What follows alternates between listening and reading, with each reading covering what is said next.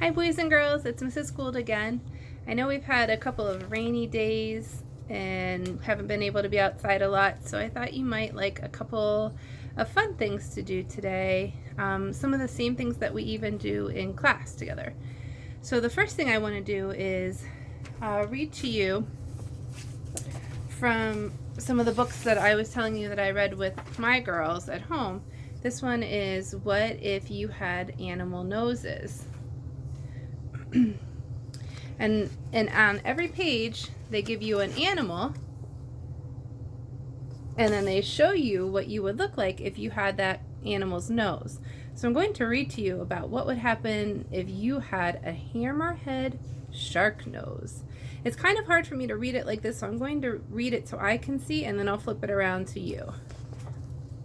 It said, if you had a hammerhead shark nose, it's not only for smelling. It's not for breathing.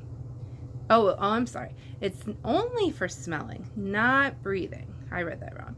The shark swings its head from side to side, forcing water into the nostril near its nose. Our nostril is like that little hole on either side of your nose, except for if you were a hammerhead shark, your nostrils would be right there and probably over there on the other side, or maybe right here.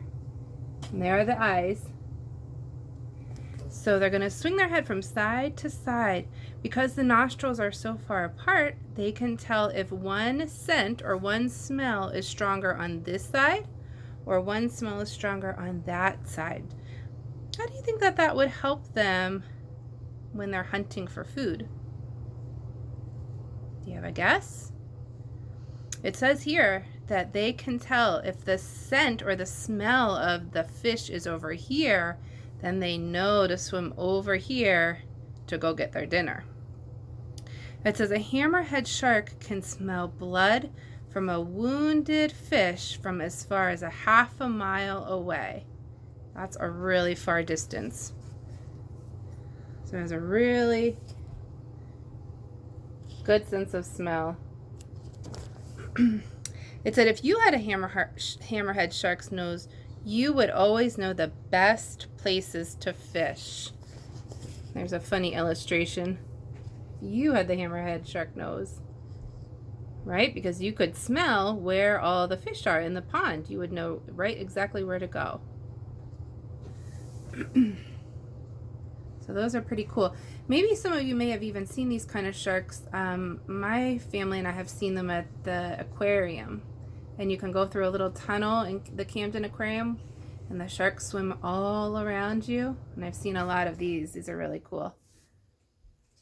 So we can maybe read some more from this. I'll give you some ideas of the other animals that you have in here, and maybe you can let us know which one we should read next time. They have a rhinoceros, a mole, a warthog, a grizzly bear, an elephant, a rabbit, and a bat. So if you like any of those, let me know. We could read another one. The other book that I wanted to read to you from is the same type of book, but this is What If You Had Animal Teeth?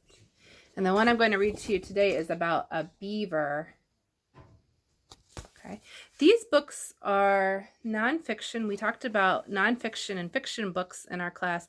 This is a book that is nonfiction. It means it gives us real facts about the animals. And a lot of times you can tell if it gives real facts because it has a real photograph of the animal right there. It says a beaver's front teeth are shaped like chisels and are very sharp. A chisel is a tool that maybe your mom or dad have for kind of shaving down wood. It says it's perfect for biting off bark and cutting down trees. And this is a really cool fact that I didn't know. I did notice that these beaver teeth are pretty yellow, right? It says beaver teeth are yellow because they have a special coating that has iron or metal. And that makes them very strong, and that's what gives it the orange color. So it's not because they're dirty, it's just because they are made a certain way. It said if you have beaver teeth, your front teeth would never stop growing. You could gnaw all the tough stuff you want during the day for the rest of your life.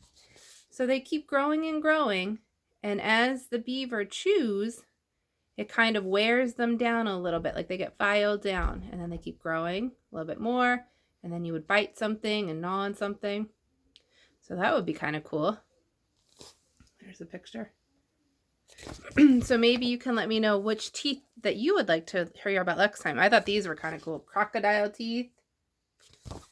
Or we could read next time about tiger teeth or hippo teeth. I think these are really funny pictures because the illustrator puts an illustration of a boy or girl and then illustrates with the kind of animal teeth over here. So those are really funny. Okay, the next thing I want to do is something that we do in class, and usually you guys get a chance to do this, but I thought I would do it for you today. I have my own mystery bag here. So if you want to tell your family how to play, remember the rules are we always start with, what letter it starts with. So this time, since you guys are getting smarter, I'm going to give you the letter. I'm going to give you the sound that it starts with first. And then you see if you can think of the letter. And then we always also say, is it an animal or a person or a thing? And then we give our clues. So I'm going to start with the first one. I wrote them down so I wouldn't forget. Okay, the first thing I have starts with this sound. G. G. Do you know what letter that is? You thought G, you were right. It starts with a G. It is a thing. It has two round parts in the front and has handles that go around your ears. Do you know yet? You can wear them on your eyes. Some people, like my daughter, wear them to help you see better. And some of you might wear them to protect your eyes from the sun. Do you know what it is yet? All right. Should we do our drum roll? Okay. We better do the drum roll. Okay, get your hands ready. Drum roll, please. Let's see. If you guessed glasses, you are right. Okay. I have 4 more for you. Let's see if you can guess all of them.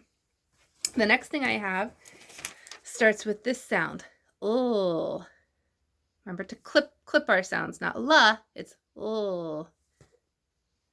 Did you guess the letter L? It is a thing or a food. It's a fruit. It grows on a tree. It's yellow. Here's a really good clue. It's very sour. Makes your face go like this. Or maybe more like that. And you can also use this to make a yummy drink for the summertime if you add water and sugar. Okay, drum roll please. Did you guess lemon? If you did, give yourself a thumbs up. Good job. All right, our third thing starts with this sound, B. Remember when we clip it, it sounds like this, B. It is a thing. Oh, what letter was B? You're right, it's a B. It's a thing. These things are round, and you can make them by another B word, by blowing air.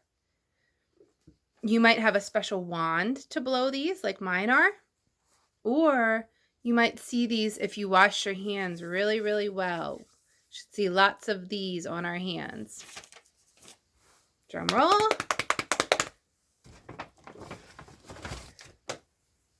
Did you guess bubbles? Actually, I think these are brand new. Let's see if we can blow some. Should I try it out? Let's see. Ooh, these are very thick. It worked. I'll have to take these outside when it gets nice out. All right, so if you guessed bubbles, you were right. Good job. All right, here's our fourth one. This thing starts with a B sound again. B. It's an animal.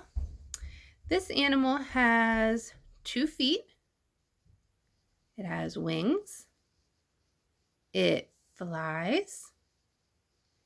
It also makes a nest so that it can lay its own eggs. It has a beak, and it tweets. Drum roll, please. This is one of my favorite ones. Did you guess bird?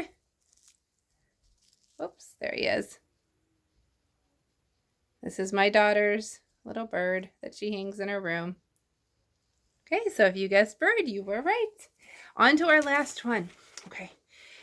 This one starts with this sound. Did you hear that? Remember, it's a really quiet sound, almost like you're pushing air from the back of your throat onto your window. Starts with an H. It's an animal. This one has 4 legs instead of 2. It's furry. Squeaks. And this kind of animal you can keep as a pet. Sometimes they're brown or gray or a little bit of white, maybe black. I think some of them are black. And sometimes I've seen these playing on a little wheel inside of their cage. Do you know what it is? Drum roll, please. All right. Did you guess hamster? This is my daughter's toy hamster, and I think if we press it, it moves. Do you want to try? Woo. Okay. He moves. So we'll put him down. I think she named him Hammy. Whoops. Okay. He wants to crawl around. So we'll put him aside. All right. So I hope that you enjoyed our mystery. Our hamster is still making noise. If you enjoyed our mystery bag game, this is a game I wanted to play with you because it's a lot of fun. And also it's a game that you could play with your family or your brothers or sisters. Or if you don't have anybody to play with because they're busy, because lots of families are getting busy and doing work, you could put some things in a bag and then you could just think of some clues and have them ready when... Sorry, our hamster is not being very quiet. Okay. We'll put him, hopefully he'll be quiet in a minute. Okay, I want to show you one other thing, and it's a game that you can play with your family. All you need to do, you don't need a lot of things. Hold on 1 minute. Let me see if I can turn him off. Okay, hopefully that turns him off. Pretty much what you need is a pencil or a marker and paper, and however many people you're going to play with. If you're going to play with 2 people or 3 people, you need 2 or 3 little things. So for example, I have goldfish crackers. So if you have goldfish crackers and your parents say it's okay, you can use these. I also had little pom-poms here. You could use pom-poms. If you have little micro mini cars, you could use those. Little tiny princesses, whatever you want to use is fine. So the first thing that you have to do to play this game is make your number cards. These are out of order. Can you help me? What number comes first? Actually, these might be mixed up on your screen. The 1 comes first. Remember, straight line down. And then you can make a 2 card. Sorry, boys and girls. I think this actually might be backwards on your screen. And the 3. So you guys can write them the right way. They just look a little backwards to you. So you make 3 cards with the numbers 1, 2, and 3. And you can either flip them over, or I'm going to put them in my little mystery bag here. I'll put them inside the bag. And then the next thing you need to do to set up the game is I used a little whiteboard. But if you don't have it, you can still play this game. Just get a piece of paper. And what you're going to do is maybe put your initials up here. I wrote Mrs. Gould. I wrote Ella, my daughter, and Molly, my other daughter. I think it's backwards for you guys. Sorry. And then on this side, I drew some little waves for the fish. And then the next thing you need to do to set up your board is to draw circles. Okay. Remember, a circle is like an O, or the number 0, and you need to make sure they're all lined up. So make sure everybody gets 1, everybody gets 2, and draw a little path. If you wanted, I did mine straight. If you want, you can do a curvy path. You can do a loopy path. I just made it straight to make it easy. Okay? And the game is called Fish Race. It's going to be a little hard for me to show you laying flat. So I'm just going to use one fish at a time. So if this was my fish, everybody would start at their name. The first person would reach into the bag or reach in, just reach onto the table wherever you have them. Pick out a card. I know this is backwards again. Can you tell it's backwards number 2? So then I get to move my fish 2 spaces. 1, 2. And then I would leave it there if I was playing. Okay. But since it's standing up, it's too hard for me to leave it there. So I'm just going to put it down. And then Ella, she would take her fish. She would pick a number out of the bag and move the number of spaces. Okay. You're going to make sure that everybody has a turn and then go back up. And then I would get my next turn. Whoever gets their fish to the water first is the winner. And then you can play again. And you can, if you're doing it on paper, you can flip your paper over and maybe make a different board. You could definitely make it more colorful and nice than I did. Or if you're using a dry erase board, you can erase it and maybe do a loop or maybe do zigzags, whatever way you want. Okay? So give that game a try if you want. And I want to finish today with a special book called Hedgehugs. Okay. This is written by Steve Wilson and Lucy Tapper. And I love this book because it's really cute. I like hedgehogs. And also, I'm really sad that I can't give you guys real hugs. So we're going to imagine that when we read this book that we can give hugs.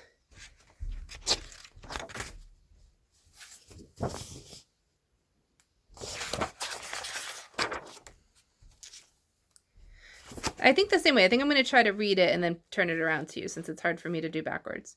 Horace and Hattie are the very best of friends. There are so many things that they like to do together. They like to search for 4-leaf clovers in the meadow.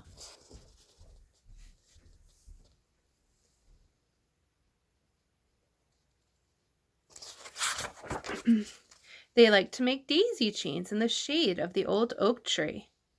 They like to splash in puddles on the lawn.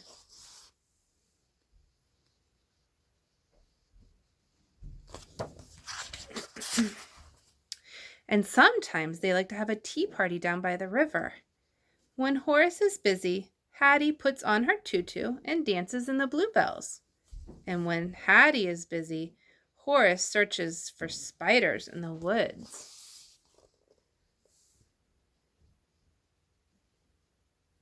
So they like to do some things together, and sometimes they play separate when they're busy. Horace and Hattie are the very best of friends, but there's one thing that they can't do together. They cannot hug. Do you know why they couldn't hug? Does anybody want to take a guess? I'll show you. It says they are too spiky. They're too spiky. They have trouble giving hugs. I think it hurts. So they've tried lots of ways already to hug. In the winter, they tried rolling in the snow until it covered all their quills. That sounds like it would work. But there's a problem. It's too cold. As we're reading, can you think of a way that maybe Hattie and Henry could give hugs? Oh, I'm sorry, Horace. Horace and Hattie, how could they give a hug since they're spiky? See if you can think of a way. It says, in the springtime, they found some old hollow logs. Hollow means it has a hole down the center. It's not filled in. So Horace and Hattie squeezed inside.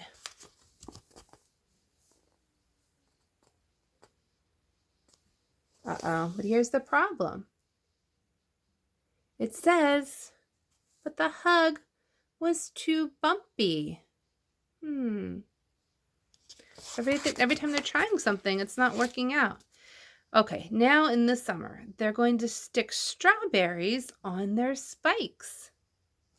Let's see if this works.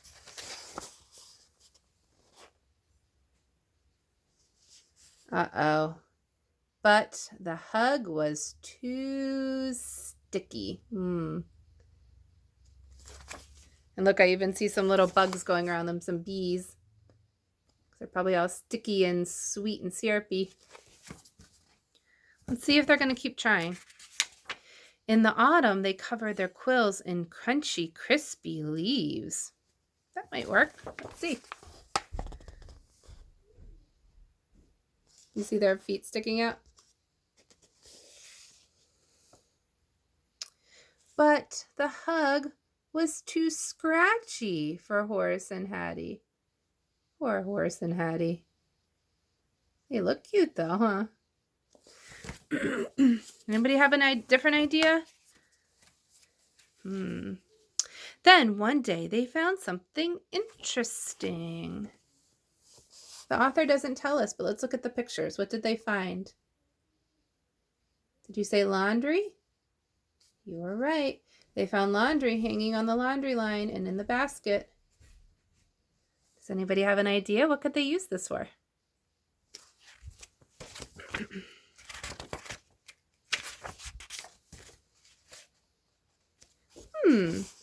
They said it was soft.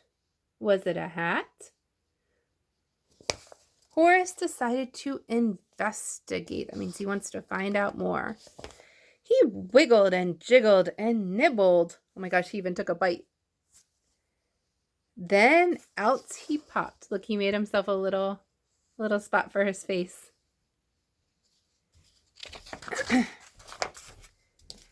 Hattie thought Horace looked very silly. Then she had an idea. What is she going to do? Do you want to make remember we learned this word, prediction. It's when we make a guess about what's going to happen. What do you guess or predict that she's going to do? Do you think she's going to try to put it on like Horace? Let's see. She did, look. Hattie looked at Horace, and Horace looked at Hattie. What do you think they can do now?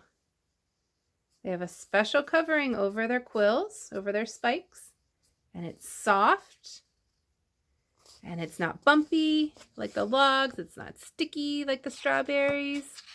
Do you think they're going to hug? Let's see. They moved closer and closer and closer until they hugged. The hug was just right. It wasn't too cold. What was the cold one? Do you remember the cold hug? I think that was the snow, right? It wasn't too scratchy. What was scratchy? Let's go back. If you don't remember, you can always go back in the book and look. Remember that was the leaves? It says it wasn't too sticky. What was the sticky hug? Do you remember the strawberries? It wasn't too bumpy. What was the bumpy one?